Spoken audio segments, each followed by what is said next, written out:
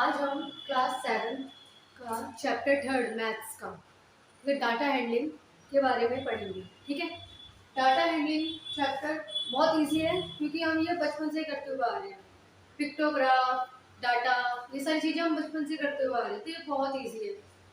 But 7th class में कुछ चीज़ें जुड़ गई हैं जो हमें समझनी है। ठीक है, अब हमें इस चैप्टर में बेसिकली क्या क्या पढ़ना है, ये टॉपिक्स दे रखे हैं, यहाँ पे मैंने लिख रखे हैं। पहले हम इन्हें देख लेते हैं कि हमें पढ़ना क्या है 7th क्लास में। ठीक है, तो पहला तो हमारे को दे रखा है फ्रीक्वेंसी डिस्ट्रीब्यूशन टेबल। इसके बारे में हम समझेंगे कि फ्रीक्वेंसी डिस्ट्रीब्यूशन टेबल होती क्या है। फिर आता हमारा बार ग्राफ। बार ग्राफ में अब बार ग्राफ दो तरह के दे रखे हैं आपके लिए, एक दे रखा है सिंगल बार ग्राफ, एक दे रखा है डबल बार ग्राफ। तो इसके बारे में भी हम देखेंगे। फिर आएगा रेंज। रेंज क्या होता है? फिर आएगा मेजर ऑफ सेंट्रल टेंडेंसी। ठीक है, मेजर ऑफ सेंट्रल टेंडेंसी क्या होता है और इसके 3 पॉइंट। ठीक है, ये हो सकता है हम आज के लेक्चर में कवर ना करें। आज के लेक्चर में हम ये वाला पॉइंट और ये वाला पॉइंट इसके बारे में आज जानेंगे। ठीक है, उसके बाद नेक्स्ट वीडियो में मैं आपको ये वाला पॉइंट और फिर उसके नेक्स्ट वीडियो में भी ये वाला पॉइंट, क्योंकि मैं ज़्यादा बड़ी बड़ी वीडियो नहीं शॉर्ट बनाना चाहती हूँ जिससे आप एक वीडियो में एक टॉपिक अच्छे से कवर कर लो। ठीक है, रेंज बहुत छोटा टॉपिक है इसलिए मैंने इसे फ्रीक्वेंसी डिस्ट्रीब्यूशन टेबल में डाल दिया। तो आज का हमारा जो टारगेट है मेन, वो ये है और वो ये है। ठीक है, और मैंने ऐसे ही स्टार्ट कुछ बना रखे हैं, उन जिन पॉइंट्स पे मैंने जिन वर्ड्स के ऊपर मैंने वो स्टार बनाए हैं, हमें उनका मीनिंग भी जानना है कि उनका मीनिंग क्या होता है। तो आज हम वो भी कवर कर लेंगे। उनका मीनिंग इसलिए जानना है क्योंकि जब हम ये कैलकुलेशन करेंगे, ये रिप्रेजेंटेशन करेंगे डाटा की, तो वो वर्ड बारी बारी रिपीट होंगे क्वेश्चंस में, आंसर्स में। हम या मैं जब समझाऊंगी तो मेरे मुंह से वो वर्ड्स निकलेंगे, तो आपको उस वर्ड का मीनिंग भी पता होना चाहिए। तो हम उन वर्ड्स के बारे में भी जानेंगे। तो सबसे पहले अभी हम इतना स्टार्ट करते हैं, फ्रीक्वेंसी डिस्ट्रीब्यूशन टेबल क्या होती है और रेंज क्या होती है। ठीक है, तो सबसे पहले मैं स्टार्ट कर रही हूँ अपना फ्रीक्वेंसी डिस्ट्रीब्यूशन के बारे में, उसी में हम रेंज के बारे में समझ लेंगे। तो फ्रीक्वेंसी डिस्ट्रीब्यूशन क्या है? Frequency distribution table, first word मेरे सामने जो आ गया फ्रीक्वेंसी, इसका मतलब समझो। यहाँ पे भी स्टार है, यहाँ फ्रीक्वेंसी के ऊपर भी स्टार है, दो अलग नहीं है, दोनों का मतलब एक ही है। फ्रीक्वेंसी मतलब होता है जो भी मेरे को डाटा दिया हुआ है, जो भी मेरे को डाटा दिया हुआ है उसके अंदर एक होती है ऑब्जर्वेशन। ऑब्जर्वेशन क्या होती है? ऑब्जर्वेशन मतलब कि जो मैं डाटा कलेक्ट किया है उसके अंदर जो मेरी इंडिविजुअल एक एंट्री है, मतलब कि आइटम है। जैसे मेरे पास ये डाटा है, ठीक है, डाटा दे रखा है the marks obtained by student. तो जो बच्चों ने मार्क्स ऑब्टेन किए मैथ्स में, उसमें ये 95, 85, 70, 65, ये जो इन्फॉर्मेशन मुझे दी हुई है ये मेरे लिए ऑब्जर्वेशन है। न्यूमेरिकल फॉर्म में जो मेरे को ये इन्फॉर्मेशन दी हुई है ये मेरे लिए ऑब्जर्वेशन है। ठीक है, ऑब्जर्वेशन का मतलब समझ में आया? ऑब्जर्वेशन का मतलब क्या है कि एक वर्ड देखो इधर, ऑब्जर्वेशन, जो मैंने यहाँ लिखा नहीं है बट इसका मीनिंग समझो। ऑब्जर्वेशन क्या है? यहाँ जो मेरे को ये इन्फॉर्मेशन दी हुई है, इस इन्फॉर्मेशन में जो इंडिविजुअली मेरे को डाटा दी हुई है, इंडिविजुअली मेरे को एंट्री दिया है, इंडिविजुअल जो मुझे ये आइटम दिया है, इनको मैं बोलूँगी ऑब्जर्वेशन। अब ये ऑब्जर्वेशन कितनी बार रिपीट होगी, जितनी बार ये रिपीट होगी उसे हम यहाँ लिखेंगे और वो ही हमारी फ्रीक्वेंसी होती है।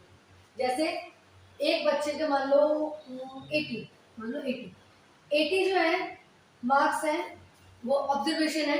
अब 80 ऑब्जर्वेशन कितनी बार रिपीट होगी? 80 मार्क्स कितने बच्चों के आए हैं, कितनी बार आए हैं क्लास में? तो 80 मार्क्स 6 बच्चों के आए हैं, तो 80 जो है ये हमारे लिए ऑब्जर्वेशन है। 80 जो है वो ऑब्जर्वेशन है, जितनी बार ये रिपीट हुई है वो मेरे लिए फ्रीक्वेंसी है। फ्रीक्वेंसी मतलब कोई भी इंडिविजुअल ऑब्जर्वेशन, पर्टिकुलर ऑब्जर्वेशन कितनी बार रिपीट हो रही है, जितनी बार वो रिपीट हो रही है वो मेरे लिए फ्रीक्वेंसी है। ऑब्जर्वेशन और फ्रीक्वेंसी का मतलब समझ में आ गया।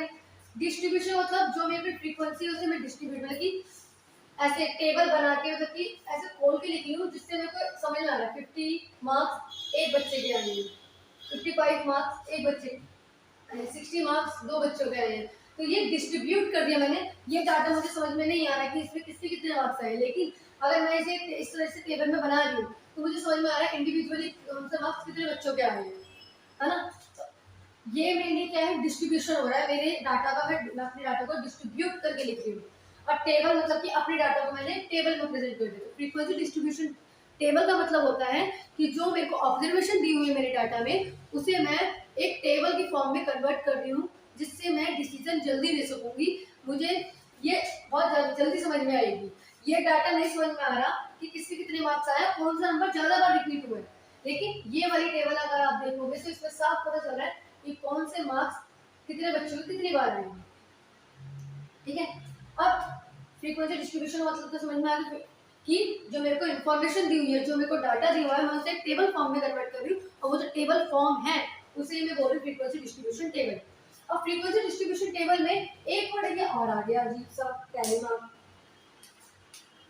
ये टैलीमार्क का मतलब क्या होता है, जो हम अपने फ्रीक्वेंसी को नंबर्स में डिनोट कर रहे हैं, इसे नंबर के साथ साथ हम इस तरीके से लाइंस में, स्ट्रिक्स में यूं कन्वर्ट कर सकते हैं। मतलब कि 50 मार्क्स एक बच्चे के आए, 55 मार्क्स एक बच्चे के आए, 60 मार्क्स दो बच्चों के आए तो 1 2, 65 तीन बच्चों के आए तो 1 2 3, 70 मार्क्स दो बच्चों के आए तो 1 2, 75 पांच बच्चों के आए तो 1। ये मैं दोबारा एक बना के दिखाती हूँ, देखो 1 2 3 4 5, यहाँ नहीं लगाओगे, 5 में इसका बंडल बन जाएगा। टैली मार्क में क्या होता है कि 5 5 का बंडल बना देते हैं। ठीक है, अगर मान लो जैसे यहाँ 6 दे रखे हैं तो यहाँ पे 1, इसको भी दोबारा हम लिख के देख लेते हैं, 1 2 3 4 5 6। ठीक है, 85 1 1 बार आए तो 1 मार्क। ये जो लाइंस है, ये जो मैं फ्रीक्वेंसी कहाँ से निकाल रही हूँ, ये डाटा में। जैसे 95 सबसे मैंने क्या किया मार्क्स ऑब्टेन करने के लिए, ये टेबल मैंने अभी, ये टेबल नहीं समझाई अभी आपको, मैंने ये इंडिविजुअली जो मेरे को वर्ड करके मैंने वो बताया। फिर ये टेबल बनी कैसे मैं ये बता देती हूँ, एक बार ये देख लो। मेरे को जो ये डाटा दिया हुआ था, ये जो मेरे को डाटा दिया हुआ था, इसमें बोला है कि marks obtained by student in math are given below. Maths में इतने ये मार्क्स आए बच्चों के, ठीक है, तो इनकी मुझे टेबल बनानी है। तो मैं क्या करूंगी, पहले अपने डाटा को या तो असेंडिंग में लगा लूंगी, अपनी ऑब्जर्वेशन को, इसको इसको नहीं, ये तो मेरे को इससे इस डाटा के हिसाब से मैंने ये चीज निकाली है ना, इस चीज के बारे में मैं बात करूंगी, ये चीज के बारे में। इसको मैं क्या करूंगी, लगा दूंगी असेंडिंग या डिसेंडिंग ऑर्डर में, जिससे ये मुझे समझ में आए। तो मैंने इसे असेंडिंग में लगा दिया, सबसे छोटा फिर उससे बड़ा फिर उससे बड़ा फिर उससे बड़ा फिर उससे बड़ा। तो 50 मार्क्स यहाँ पे 50 ढूंढो, 51 बार आया तो इसको ऊपर सर्कल कर दिया मैंने, 1 बार आया या 50 कर दिया। फिर नेक्स्ट 55 क्योंकि 50 के बाद 55 ही आ रहा है, 55 कितनी बार आया, 1, जो सर्कल हो गया उसे नहीं गिनना है। 55 भी 1 बार आया तो मैंने 1 लिखा। अब आया 60 कितनी बार आया, 1 फिर 2 और कहीं है नहीं, तो 60 आया 2 बार। फिर 60 के बाद 65 1 2 3 3 बार आया तो 65 3 टाइम्स। अब आ गया 70, तो 70 देखो 1 2 70 भी 2 बार आया। अब आया 75 कितनी टाइम्स आया, 1 2 3 4 5, तो ये 5 टाइम्स मैंने कर दिया। 5 टाइम्स में क्या होता है, 4 लाइंस की इसकी 50 बंडल बन जाता है। ठीक है, फिर आगे हमारा 50 ऐसे करके सारा आप ये कंप्लीट कर लोगे। उसके बाद टोटल इनका नहीं लिखना, टोटल फ्रीक्वेंसी का लिखना है, और आपका यहाँ का जो टोटल है वो हमारा इसके बराबर होना चाहिए जो आपने ऑब्जर्वेशन लिया इनकी। थोड़ा गलत ले लिया, इसको यहाँ से ले लिया, मतलब ये जो मेरे ऑब्जर्वेशन है ये भी 25 होनी चाहिए और फ्रीक्वेंसी मेरी 25 होनी चाहिए। मतलब 1 2 3 4 5 6 7 8 9 10 11 12 13 14 15 16 17 18 19 20 21 22 23 24 25, ये भी 25 ये भी 25, दोनों 25 है। इसका मतलब आपने एक भी ऑब्जर्वेशन नहीं छोड़ी है और आपकी टेबल बिल्कुल करेक्ट है।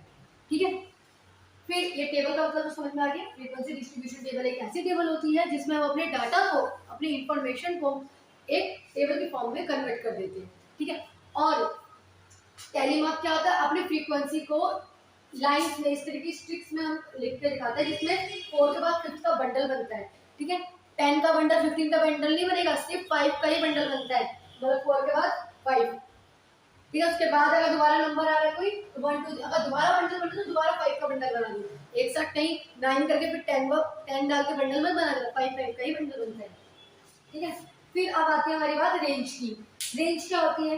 रेंज का मतलब होता है, रेंज वर्ड सुना भी होगा, हम कहीं शॉपिंग वॉपिंग में जाते हैं तो शॉप वाला पूछता है कि आपको किस रेंज में देखना है। ठीक है, तो वो भी एक रेंज होती है, तो हम अपनी अपनी रेंज बताते हैं इस रेंज से इस रेंज से। यहाँ पर रेंज क्या है? यहाँ पे रेंज बोलती है highest observation minus lowest observation. Highest observation क्या है यहाँ पे? हाईएस्ट ऑब्जर्वेशन है यहाँ पर हमारी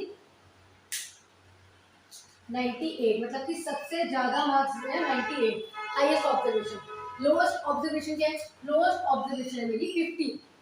इन दोनों का डिफरेंस कर दो, इनका नहीं ऑब्जर्वेशन का। तो ऑब्जर्वेशन ये 98 और ये 50, 98 माइनस 50 इक्वल टू 48, ये होती है आपकी रेंज। ठीक है, तो आज का हमारा जो हमारे 2 टॉपिक थे छोटे छोटे, इन्हीं के साथ मैंने ऑब्जर्वेशन क्या होता है, टेलीमार्क क्या होता है, फ्रीक्वेंसी क्या होती है, ये मैंने भी आपकी कवर कर दी। ठीक है, तो आज हमारे 2 पॉइंट, फ्रीक्वेंसी डिस्ट्रीब्यूशन टेबल कैसे बनती है, क्या होती है, और रेंज क्या होती है। रेंज बहुत छोटा टॉपिक था, हो गया कवर। फ्रीक्वेंसी डिस्ट्रीब्यूशन का आप एक बार इस क्वेश्चन को दोबारा ट्राई करना। ठीक है, और इंस्टाग्राम पे मैं इसके 5 से 6 क्वेश्चन और डालूंगी, उसकी आज ही आप लोग प्रैक्टिस कर लेना। ठीक है, जिससे क्या होगा, आपकी टेबल आप बनाना सीख जाओगे। ठीक है, और इसके बाद में अगर कोई प्रॉब्लम होती है, कोई डाउट होता है, ठीक है, या कोई चीज़ नहीं समझ में आई है तो आप कमेंट कर सकते हो। और आपको क्वेश्चन कहाँ से मिलेंगे? हाँ, आपको क्वेश्चन मिलेंगे इंस्टाग्राम से। इंस्टाग्राम पे मैं इंस्टाग्राम का लिंक मैं डिस्क्रिप्शन में डाल दूंगी। ठीक है, तो आप डिस्क्रिप्शन से लिंक निकाल के मेरे इंस्टाग्राम चैनल को फॉलो भी कर देना, और इस वीडियो को भी सब्सक्राइब कर देना। ठीक है, और लाइक भी कर देना अगर अच्छी लगे। ठीक है, और उस क्वेश्चन को ट्राई करना। और अगर आप क्वेश्चन ट्राई करके आप ये भी चेक करवाना चाहते हो अपना क्वेश्चन, तो आप अपने क्वेश्चन को सॉल्व करके उसकी फोटो क्लिक करके मुझे मेरे इंस्टाग्राम पे भेज सकते हो पर्सनली। ठीक है, मैं उसमें अगर कोई गलती होगी तो मैं आपको उसके करेक्ट करके भी भेज दूंगी उसे। ठीक है, आज के लिए इतना ही, थैंक यू।